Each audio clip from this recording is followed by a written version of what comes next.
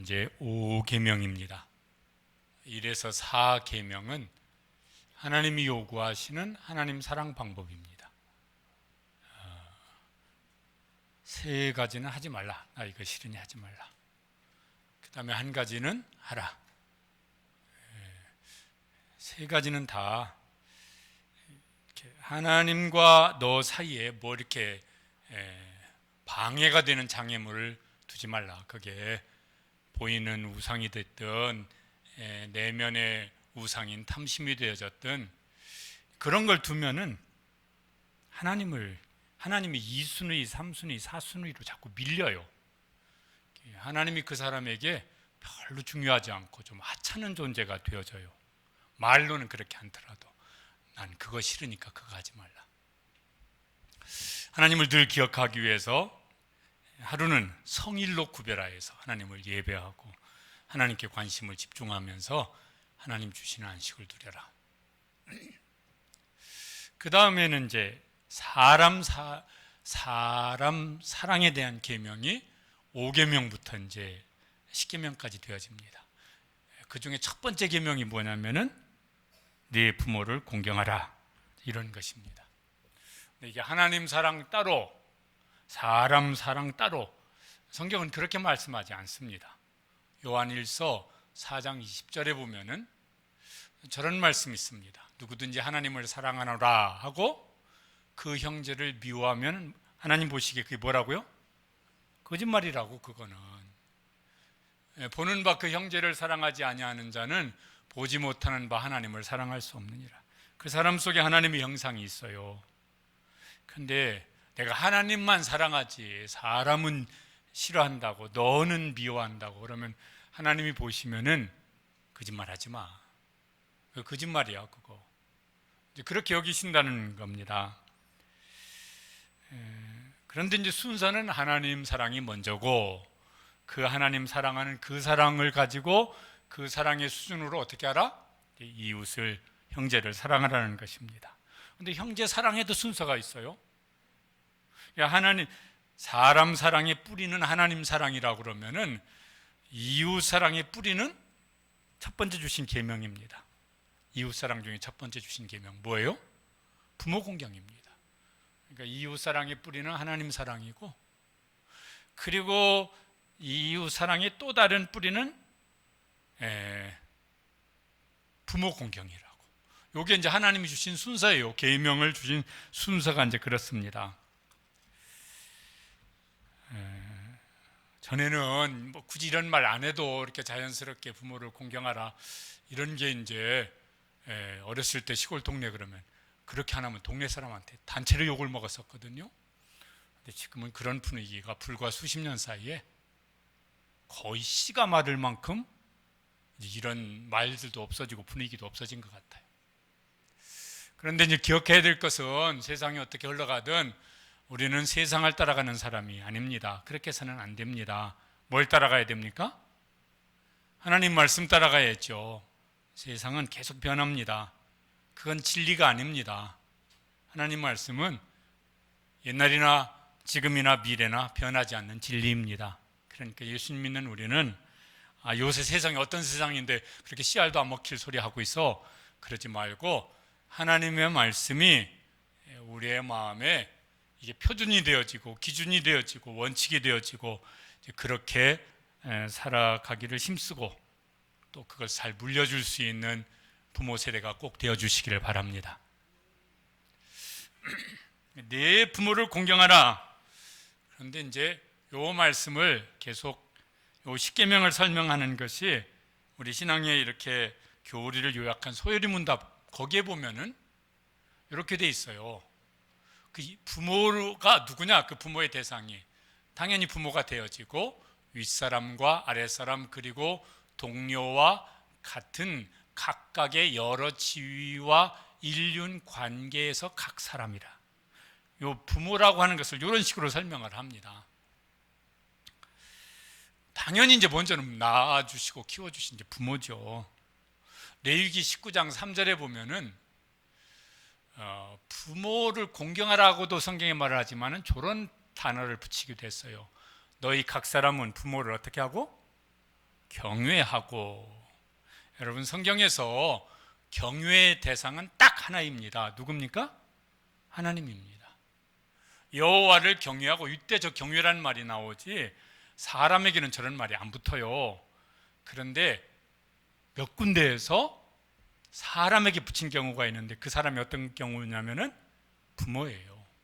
저 말이 무슨 소리일까 그러면은, 하나님을 경외하는 수준으로 부모를 높이라는 거예요. 하나님이 요구하시는 건 그거예요. 하나님은 그렇게 요구를 하세요. 칼 바르트, 유명한 이제 신학자입니다. 신학생들은 이제 다 아는 이름인 분인데, 저분은 이제 저런 말을 했습니다. 그럼 같이 한번 읽어보시죠. 하나님은 우리에게 보이지 않는 하나님을 대신 섬길 수 있도록 우리에게 부모님을 보내주셨다. 얼마나 정확한지는 모르지만 설명에 보면은 이제 이런 설명도 있어요. 하나님께서 십계명을 주실 때 돌판 둘에다가 새겨 주십니다. 1에서 5계명은 첫 번째 돌판, 6에서 10계명은 두 번째 돌판이다. 무슨 소리냐? 부모를 공경하라는 계명은 하나님 경외하는 그 항목에다 넣어서 돌판에 새겨 주셨다. 뭐 그런 설명들을 합니다. 얼마나 정확한 설명인지는 모르겠지만 하여튼 그런 설명들이 있어요. 그렇게 이제 부모를 귀하게 여기라. 요새 이러면 이게 자녀들에게, 이 청소년 막 청년 자녀들에게 이 말을 하면은 반응이 어떨지 모르겠어요. 이제 이 소요리 문답에 설명한 대로 그러면 부모 외에는 막 다른 사람 무시해도 되느냐 이런 말은 아니고, 성경에 보면은 영적 지도자들에게도 이런 말을 이제 그렇게 존중히 여길 것을 이제 말씀하는 것이 나옵니다. 그 중에 디모데전서 5장 17절, 저 말씀도 우리가 익히 아는 말씀인데 한번 같이 읽으시죠. 잘 다스리는 장로들은 배나 존경할 자로 알되 말씀과 가르침에 수고하는 이들에게는 더욱 그리할 것이니라. 지난주도 말씀드렸지만요, 왜 그래야 되냐면은 그를 존중히 여겨야, 존중히 여기는 마음이 내 속에 있어야 그가 말씀을 가르칠 때, 설교할 때, 가르칠 때 그게요 마음속으로 들어와요. 근데 그 존중히 여기는 마음이 없으면 어떻게 됩니까? 이쪽 귀로 들어왔다가 이쪽 귀로 새 나가요. 마음속에 안 들어와요. 아니 이쪽 귀로 들어오지도 않아요. 요 귓가로 왔다가 쓸데기 없는 소리 안 해. 지나 잘하라고 그래. 마음속으로 이렇게 반발심 생겨서 자기 마음이 더 굳어져 버려요. 그러면요 이 사람은 가르침을 받을수록, 설교를 들을수록 점점 더 마음이 굳어지는 완고한 사람이 돼버려요. 이러면은 자기에게 해예요. 그러니까 이제 저런 말씀을 하는 것이죠. 사실은 모든 계명이 하나님을 위한 것이기도 하지만 결국은 자기를 위한 것이에요. 그게 하나님 아버지의 마음이죠. 성경에 보면은 엘리사 선지자가 나옵니다. 그의 영적 스승인 엘리야를 부를 때 뭐라고 부르냐면은 내 아버지여, 내 아버지여, 이렇게 이제 부릅니다. 교회에서는 목사라고 그러는데 저 성당 다니시는 천주교 신자들은 뭐라고 부릅니까? 신부라고 불러요. 그때 그 부자가 무슨 부자예요? 아비 부자예요. 영적인 아버지라고, 신앙의 아버지라고. 그렇게 여기는 사람한테는 그게 아주 진심으로, 물론 아버지를 소홀히 여기는 사람한테는 그 말도 저 말도 다 소용없는 소리가 되겠지만은, 또 성경에는 사회의 어떤 지도자들, 이 사람들도 존중 여기라고 말씀을 합니다. 유명한 로마서 13장 1절에 보면은, 저 말씀은 이제 부연 설명이 좀 필요한 부분이기도 하지만은 읽어보시죠. 각 사람은 위에 있는 권세들에게 복종하라. 권세는 하나님으로부터 나지 않음이 없나니 모든 권세는 다 하나님께서 정하신 바라. 그것도 요즘에는 없는 말인데 예전에는요 선생님 대신 스승이라고 그랬고, 조금 더 높이는 경우에는 거기도 부자를 붙였어요. 뭐라고요? 사부님이라고. 그때도 아비 부자 쓰잖아요. 또 막 이렇게 지금은 그런 말도 없죠. 이렇게 자유민주주의 국가에서는 그런 말 없지만 예전 같으면은 나라의 지도자에게는 국부라는 말을 썼어요. 사회 지도자를 존중 여기라. 그래야 이제 그 사회가 어떤 질서가 유지되어지니까. 나이 많은 어른에게도 이제 저런 말씀을 이제 적용시켜서 말씀을 합니다. 레위기 19장 32절.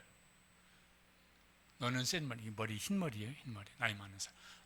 너는 센 머리 앞에서 일어나고 노인의 얼굴을 공경하며. 이런 게 우리에게는 있었어요. 모르겠어요. 도시는 어떨지 모르겠지만 저는 촌 사람이라서 시골에서 자랄 때 당연히 그랬어요. 그냥 동네 노인은 동네 어른이에요.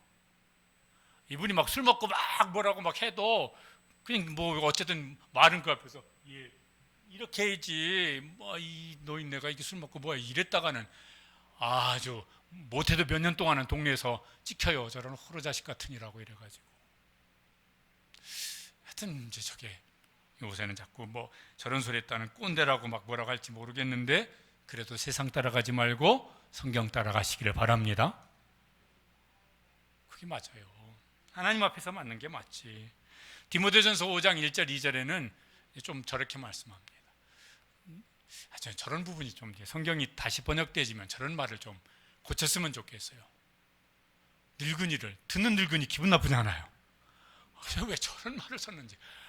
다른 말도 있는데 왜 성경 번역하는 분들이 저런 말을 썼는지 몰라.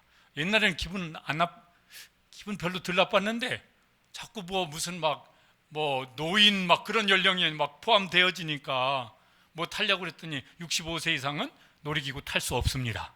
이래가지고 이제 늙은이 취급을 해가지고 늙은이라고 말을 했어. 말을 바꿔서 읽어보십시다.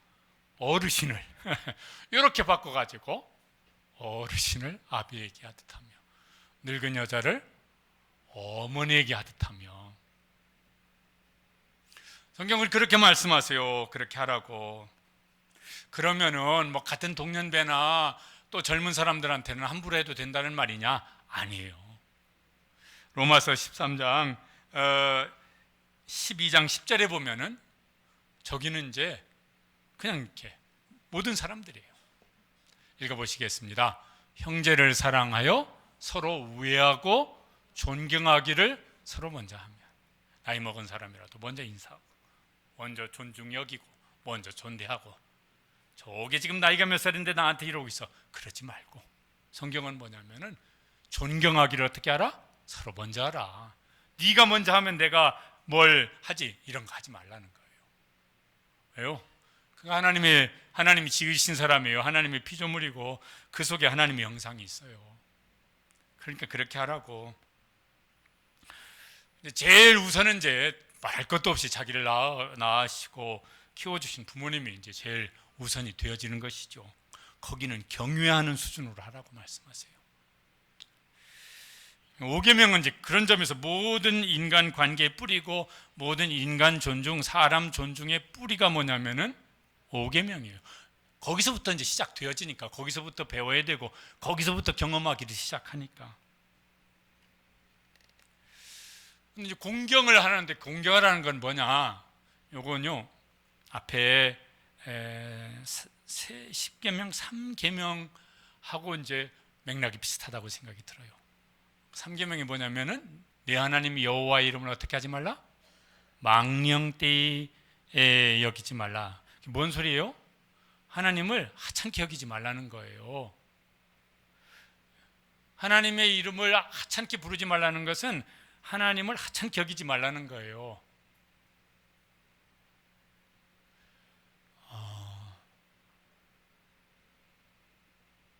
그러죠. 이렇게 사람을 하찮게 여기는 일들이 있어요.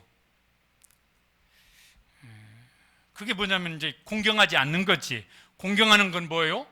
귀하게 여기고 존중히 여기고 그렇게 어떤 말이나 행동으로 그를 대하고 이런 것이죠. 이게 공경하는 마음이 있으면, 존중 여기는 마음이 있으면 공경을 하는 것 같아요. 그런데 그 존중 여기는 마음이 없으면은 공경을 하지 않고 공격을 하게 되어져요. 예전에 유치부, 우리 교회에서 했던 얘기는 아니고서 본 얘기예요. 유치부 성경학교를 했어요. 성경학교인지 하여튼 어버이날 설교를 했든지. 애가 이제 5살짜리가 교회에서 이제 갔다 와가지고 아빠가 물었어요. 너 오늘 유치부에서 뭐 배웠니? 내 부모를 공격하라. 그거 배웠어요. 그래서 아빠가 들어보니까 얘가 단어를 잘 못 알아들은 거예요. 뭐를? 공경하라를 잘 못 알아들어가지고 내 부모를 공격하라 그렇게 배웠다는. 그래서 이제 아빠가 설명을 해줬어요. 공격하라가 아니고 공경하라. 애가 물었어요. 아빠 그러면 공격하는 건 뭐고 공경하는 건 뭐야? 공격하는 건 네가 아빠가 뭐를 말하는데 아빠 이렇게 대드는 게 그게 공격하는 거고, 공경하는 건 이해하고 이렇게 하라는 대로 잘하는 게 공경하는 거야. 근데 애가 고개를 갸우뚱하더니 그런데 아빠는 왜 할머니를 공격해? 존중 여기면 공경하지, 하찮게 여기면 공격을 한다니까요. 잠언 23장 22절 말씀에 보면은 이렇게 말씀합니다. 읽어보시겠습니다. 너는 낳은 아비에게 청종하고 내 늙은 어미를 경여기지 말지니라. 그죠? 공경하면은 그 말하는 걸 잘 귀담아 듣죠. 아니 듣는 척이라도 할 거예요.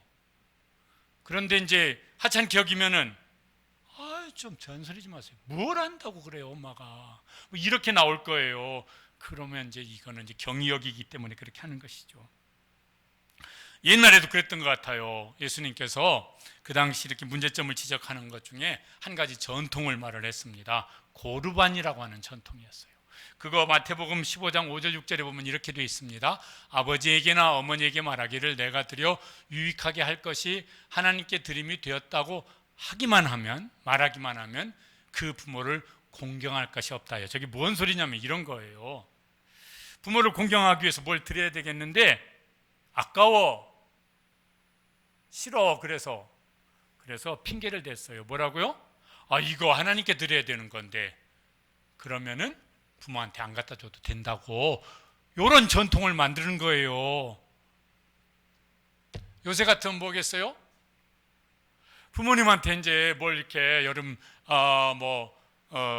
더운데 뭐 이제 용돈을 뭘 고기라도 사드시라고 보내려고 했는데 아깝네. 그래가지고 처음에는 소고기 사드시라고 보내려고 하다가 아까워가지고 소고기 라면 한 박스를 사서 보내고, 나머지는 제가 인도 바울학교 헌금해야 된대요. 헌금하려고 하니까 돈이 부족해요. 요딴 소리 하지 말라는 거예요. 하나님 핑계 대가지고 부모 공경할 그것을 안 하는 요 어떤 피할 요량으로, 부득이해서 못할 수도 있겠지만은 그런 거 하지 말라. 그런데 예수님 당시에도 그런 게 꽤나 있었던 모양입니다. 하지 말라. 바울 서신에 보면 초대 교회에도 그런 일들이 있었던 거죠. 디모데후서 3장 2절에 보면 거기 말세에 고통하는 때가 이를 것이다 그러면서 뭐 여러 가지 이유 중에 첫 번째가 뭐예요? 자기를 사랑하고, 두 번째가 돈을 사랑하고, 그 다음에 네 번째인가 다섯 번째가 뭐가 나오냐면은 부모를 거역하며. 자기를 사랑하기 때문에 하는 행동 중에 몇 가지가 나오는데 그 중에 한 가지가 뭐냐면 부모를 거역하는 거예요. 본성적으로 잘 안 하는 거예요. 잘 알아서 할 것 같으면 뭐 십계명에 들어갈 리도 없고 성경에 굳이 이런 말씀 없을 텐데 잘 안 하니까. 요새 세상에 말해 그렇게 구닥다리 소리나 하고 있어. 이제 가르쳐야 됩니다. 세상 따라가지 말고 뭘 따라가야 된다고? 성경 말씀 따라가야 된다고. 세상의 흐름이 진리가 아니고 하나님의 말씀이 진리라고. 그러니까 너는 진리를 붙잡고 살아야지 세상 흐름을 따라 사는 게 아니라고. 예수 믿는 사람은 그렇게 사는 거라고. 내 입으로 말하기가 그러니까 이제 오늘 십계명 가정예배 드리면서 십계명. 그러니까 하나님은 이렇게 말씀하셨다고. 어떻게 이제 공경을 하면 좋을까? 이것도 이제 나이에 따라서 이렇게 좀 다를 것 같아요. 애들이 어릴 때는 한 사춘기 전까지가 되든지 언제까지는 부모 말에 순종하게 하는 것이 부모 공경에 좋은 모습이 될 것 같아요. 왜냐면 그때까지는 부모가 무슨 지식으로도 더 경험으로도 더 뭘 또 판단하는 어떤 분별하는 능력도 부모가 아무래도 낫겠죠. 애가 암만 고집 부린다고 하더라도 그게 유익하지 않거나 바르지 않은 거라면은 그러면 이제 훈육을 해서 이게 이제 순종하는 법을 가르쳐야 될 것 같아요. 에베소서 6장 1절 말씀, 자녀들아 주 안에서 너희 부모에게 순종하라. 이것이 옳으니라. 저 십계명 가지고 하시는 말씀이에요. 골로새서 3장 20절 말씀도 같이 읽어보시죠. 자녀들아 모든 일에 부모에게 순종하라. 이는 주 안에서 기쁘게 하는 것이라. 그게 옳고 하나님 앞에서 옳고 하나님을 기쁘시게 하는 것이라고. 예수님도 사춘기가 있었는지 모르겠어요. 예수님 12살 때의 모습을 누가복음 12장 50절에 이렇게 설명을 합니다. 뭐라고요? 순종하며 받드시더라. 누구에게 순종한 거예요? 그 부모에게 순종하고 부모를 받들었다고 말씀을 합니다. 하여튼 어린 시절에는 그게 하여튼 순종하는 것을 잘 가르치는 것이 중요할 것 같아요. 자기 고집을 꺾어서 자기 생각을 꺾어서 순종하는 것을 가르쳐야 될 때가 많은 것 같아요. 물론 그 생각을 인정해주고 존중해주고 격려해줘야 될 것이지 모든 걸 다 그러라는 건 아니지만은, 근데 한 사춘기 지나서 무슨 한 청년 대학생 이럴 때 요 무렵까지는 순종하라고 말하기가 이게 쉽지가 않은 것 같아요. 지 생각이 커져서 막 고집이 세져서 그런 게 아니라 애들이 새로운 걸 더 많이 알아요. 부모가 모르는데 아이들은 어떤 지식으로도 알고, 부모는 경험 못했지만 자기들은 경험한 것이고, 어떤 건요 새로운 무언가는 애들한테 배워야 돼요. 저는 이제 없네. 하여튼 스마트폰 왜 이렇게 복잡하게 만들었어? 물어봐야 돼. 대리한테, 딸내미한테. 야 이거 어떻게 해야 되냐? 아니면 교회에서는 오목사님한테 물어봐야 돼요. 이거 어떻게 해야 되는 거냐고. 그럼 우리 딸내미도 자기도 잘 모르겠대. 왜? 너무 막 새로운 기술, 막 새로운 지식이라 모르겠대요. 내일 모레 돌되는 우리 손녀딸이 스마트폰 가지고 놀아요. 그러면요 손가락으로 뭐 그려. 그러면 사진도 하나 넘어가고, 뭐 알아서 그런 건 아니고 뭘 하면은 뭐가 하나가 움직이니까 이제 몇 년 지나면 이제 얘한테 붙잡고, 이진아 요거 할아버지에게 스마트폰 이거 어떻게 해야 되는지 모르겠는데 요거 어떻게 해야 되냐, 배워야 될 거예요. 그때쯤 되면은 어떤 건 부모가 더 경험으로든 어떤 연륜으로든 어떤 지혜로든 더 앞선 것도 있겠지만, 어떤 건 자녀한테 배워야 될 것도 있을 것 같아요. 그때쯤 이제 잘못하면 자녀가 부모를 무시할 수도 있을 것 같아요. 엄마가 알긴 뭘 한다고 그래. 아빠는 모르잖아. 요때부터는 이제 뭘 가르쳐야 될까? 그래, 내가 몰라서 너한테 물어볼게. 그러니까 좀 가르쳐줘. 그런 게 있더라도, 그러나 부모를 존중 여기는 이런 마음이나 말이나 태도를 가르쳐야 될 것 같아요. 그래, 아는 건 네가 알지만 너 부모한테 그렇게 하면 안 되는 거야. 요거는 이제 가르쳐야 될 것 같아요. 안 그러면은 그다음부터 이제 부모하고 이게 이제 벽이 생겨서 평생 갈 수도 있어요. 역시 잠언에 이런 말씀이 많은데, 잠언 15장 20절에 보면은 이렇게 되어집니다. 읽어보시죠. 지혜로운 아들은 아비를 즐겁게 하여도 미련한 자는 어미를 업신여기느니라. 그렇죠? 어떤 놈이 똑똑한 놈이냐면은 부모를 귀하게 여겨서.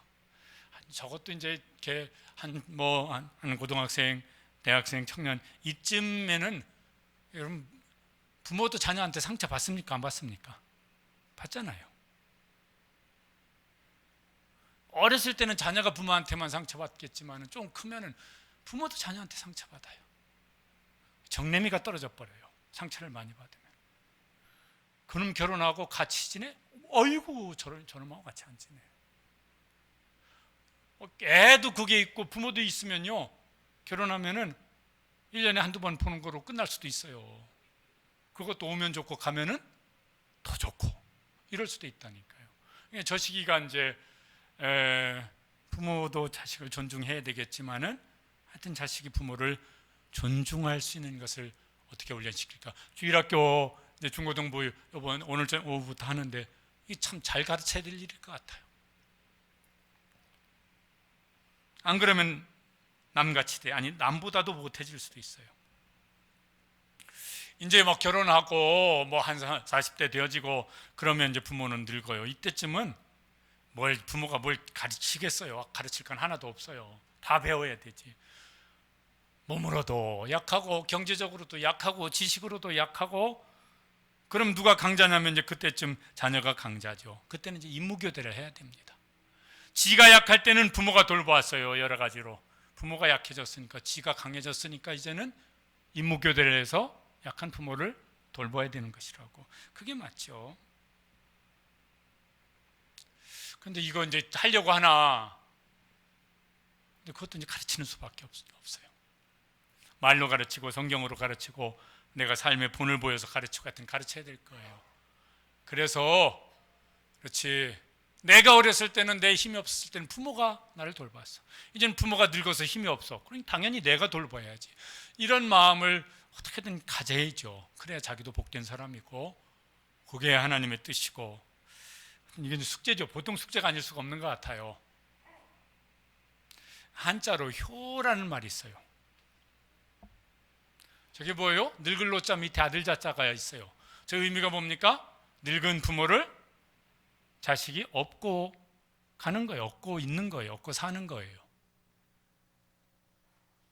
성경적인 의미. 저 한자의 효자가 굉장히 성경적이다 이런 생각이 들었습니다. 알아서 잘할까? 잘합니까? 아니, 우리는 잘했습니까? 뭐 자식한테 뭐라고 가르치기 전에 나는 어떻게 했나? 뭐 거기부터 시작을 해봐야지.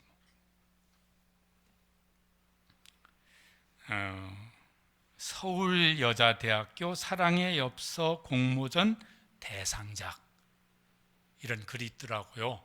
제목이 어머니입니다. 제가 한번 읽어드리겠습니다. 나에게 티끌 하나 주지 않은 거린들이 내게 손을 내밀 때면 불쌍하다고 생각했습니다. 착한 사람 같으네. 여대생인 모양인데. 그러나 나에게 전부를 준 어머니가 불쌍하다고 생각해 본 적은 없습니다. 나한테 밥 한 번 사준 친구들과 선배들은 고마웠습니다. 답례하고 싶어서 불러냅니다. 그러나 날 위해 밥을 짓고 밤늦게까지 기다리는 어머니에게 감사하다고 생각을 해본 적은 없습니다. 제대로 존재하지도 않는 드라마 속 배우들, 그들 가정사에 그들을 대신해 눈물을 흘렸습니다. 그러나 일상에 지치고 힘든 어머니를 위해 진심으로 눈물을 흘려본 적은 없습니다. 친구와 애인에게는 사소한 잘못 하나에도 미안하다고 사과하고 용서를 구했습니다. 그러나 어머니에게는 잘못은 셀 수 없이 많아도 용서를 구하지는 않았습니다. 죄송합니다. 이 세상 떠나신 후 이제야 알게 돼서 죄송합니다. 아직도 너무나 많은 것을 알지 못해 죄송합니다. 이게 무슨 사랑이 없어 공모전 대상작이래요. 비교적 착한 사람 같아요. 왜 막 어려운 사람 불쌍하게 여기고 한번 얻어먹으면 사주고 잘못했으면 얼른 사과하고 비교적 착한 사람인 것 같아요. 근데 자기 어머니에게는 한 번도 그런 생각도 해본 적이 없다네. 환장할 노릇이지. 그렇지 않습니까? 근데 이게 특별한 어떤 이 여대생 한 사람의 얘기일 것 같습니까? 아마 보통 그러지 않을까 싶어요. 참 이게 그렇잖아요. 예? 이제 어찌해야 될까? 이걸 어찌해야 될까? 뭐 어때 먹어서 다 그런 건 아니라니까요. 몰라서 그런 것도 많아요. 그러니까 가르쳐야죠.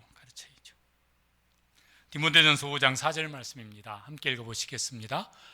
만일 어떤 과부에게나 자녀나 손자들이 있거든 그들로 먼저 자기 집에서 효를 행하여 부모에게 보답하기를 배우게 하라.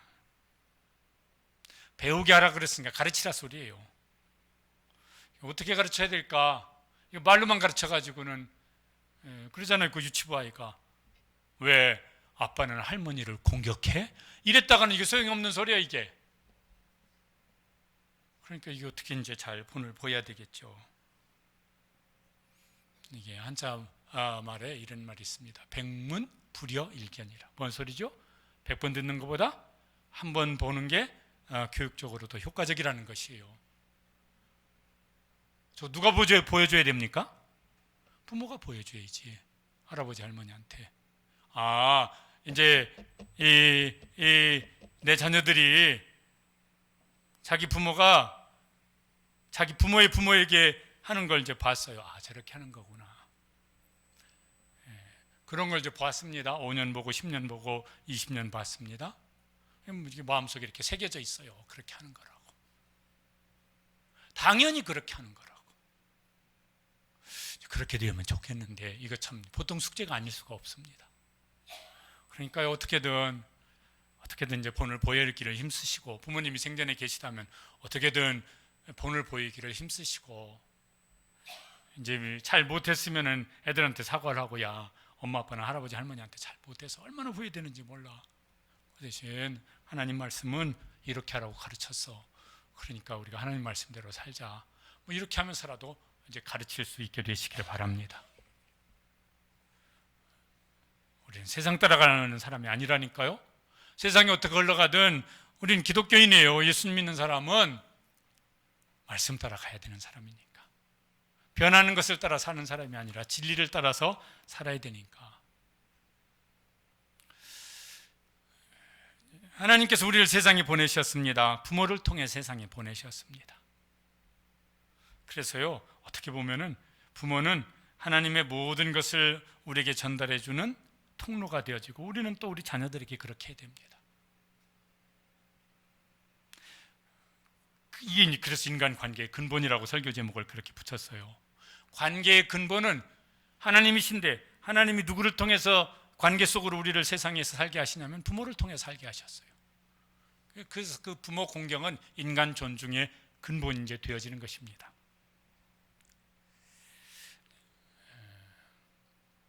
다른 계명에는 이제 6계명부터 10계명에는 뭘 지키면 뭘 어찌한다, 안 지키면 뭘 어찌한다 이런 말씀이 없습니다. 근데 5계명에는 거기 이제 이렇게 뒤에 그렇게 하면은 여기 이제 어떤 부대 조건이 붙어요.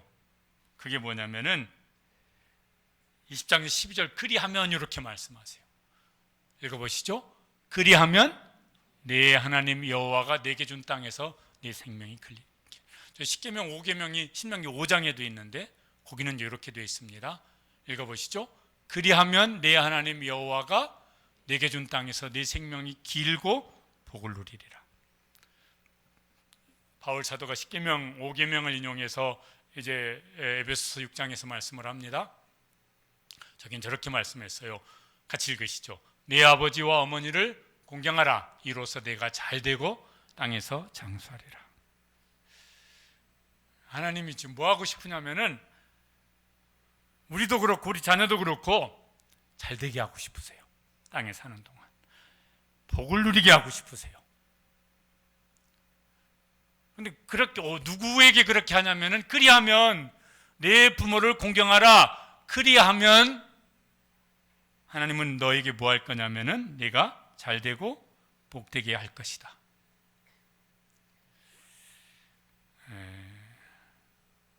좋은 부모는 누굴까 그러면은 막 뭐 맛있는 거 뭐 좋은 거 먹이고 입히고 그것도 좋은데, 하나님이 우리 자녀에게 얘들이 사는 내내 하나님이 복을 주시도록 할 수만 있다 그런다면은, 그 역할을 할 수만 있다면은 최고의 부모일 거예요.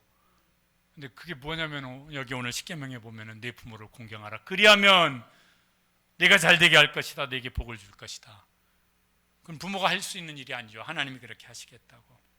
복 중에서도 이제 어떤 복을 제일 누릴까 생각을 해봤는데 관계의 복을 누릴 것 같아요.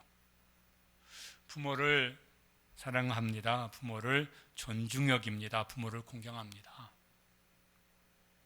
이런 아이는 대체로 친구 관계도 친구한테도 잘해요. 학교 다니고 뭐 이러면서. 결혼하면 어떻게 할까요? 자기 배우자를 존중히 대할 거예요. 왜? 그게 몸에 뱄거든. 생각도 배어 있고 행동도 배어 있어요. 그러니까 자기 배우자한테도 존중 여기는 말과 행동을 할 거예요. 자식 놓으면은 자식을 존중히 여겨서 양육을 할 거예요. 왜? 몸에 배어 있으니까 몸에 밴 대로 하거든요. 그런 성품이 만들어졌으니까 사람이 성품대로 이제 하죠. 그러면요, 누구를 만나도 좋아할 것 같아요. 친구면 친구를 좋아하고, 결혼하면 배우자도 좋아할 거고, 자식은 왜 자기들 뭐 양육을 하더라도 훈육을 하더라도 존중히 여겨서 하는 게 느껴지니까. 사회생활을 하면은 저 사람은 윗사람이나 아랫사람이나 동료한테 저렇게 아주 존중히 여겨서 행동을 해. 그러면요, 이 사람은 관계의 복을 많이 누릴 것 같아요. 그런데 부모에게 함부로 하네. 싸가지가 없어. 친구끼리도 함부로 할 거예요. 결혼하면 자기 배우자한테 함부로 하기 쉬울 거겠고, 자기 자식한테 함부로 하기 쉬울 거고. 이러면요, 관계가 늘 힘들어. 이 사람은 행복은 관계 속에서 온다고 그러던데 관계가 힘들어.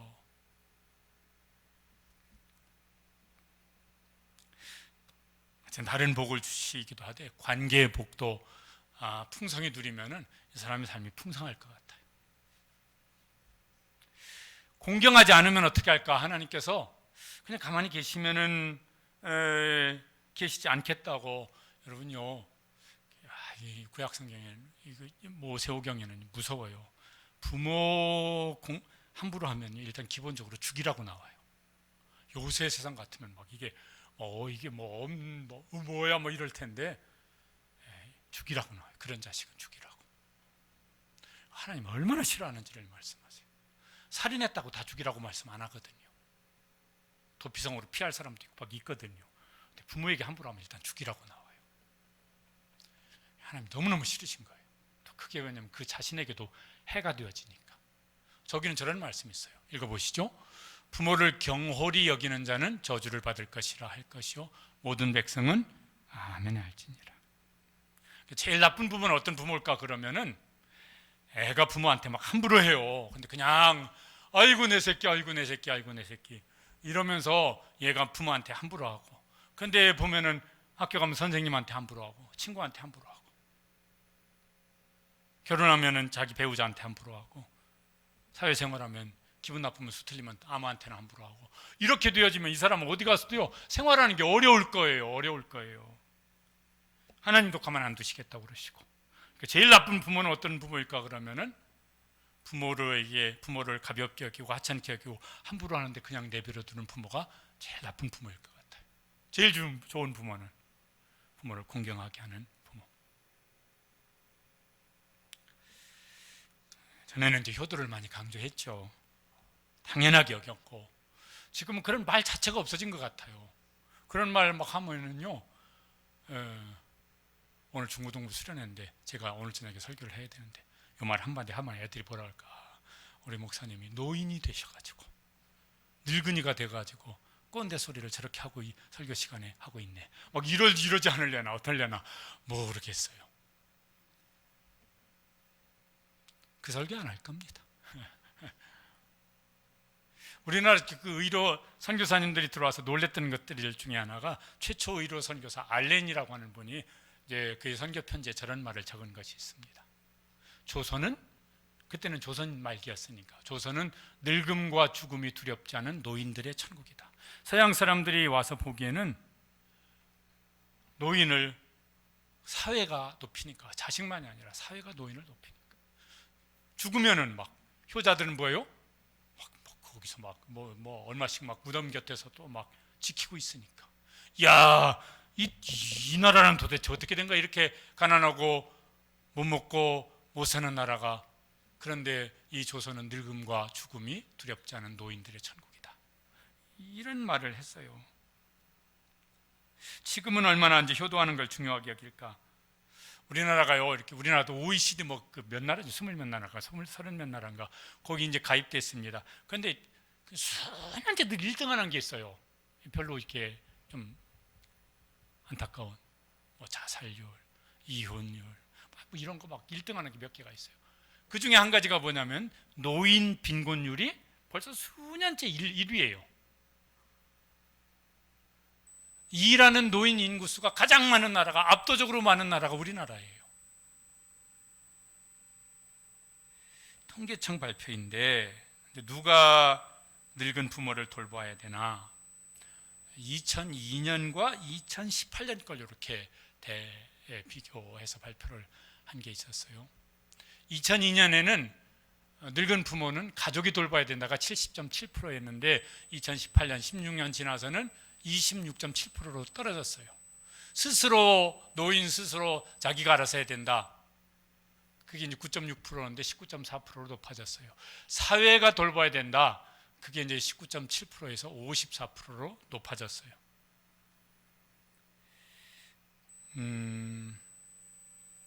한국사회보건연구원 22년 재작년에 조사한 거에 의하면은 부모 부양의 책임은 자식에게 있다. 요거 이제 21.4%고 나머지 뭐예요? 78.6%. 이거는 이제 부모가 스스로 하든지 누가 하든지 해야 돼. 자식한테는 책임이 없다. 자식 있다고 책임한 사람은 이제 한 21%쯤 되어졌어요. 10년 앞으로 10년 지나면 어떻게 될까요? 이 추세로 가면은 자식이 뭔 죄인이라고 부모 신경 써? 알아서 하세요. 이렇게 이제 되어지는 게 거의 한 90%, 95% 되지 않을까. 세상은 그렇게 흘러가요. 그런데 기독교인은 세상 따라가는 사람이 아니고 성경 따라 살아야 되는 사람이에요. 세상의 흐름이 진리가 아니라고요. 성경이 진리지. 중국에서 몇 년 전에 만든 법이래요. 노인 권익 보장법. 60세 이상 부모에게 정신적, 금전적 지원을 해야 되고 정기적으로 방문을 해야 된다. 기업은 직원이 부모를 방문에 위해서 휴가를 요청하면 20일간의 유급 휴가를 줘야 된다. 지켜지는지는 모르겠어요.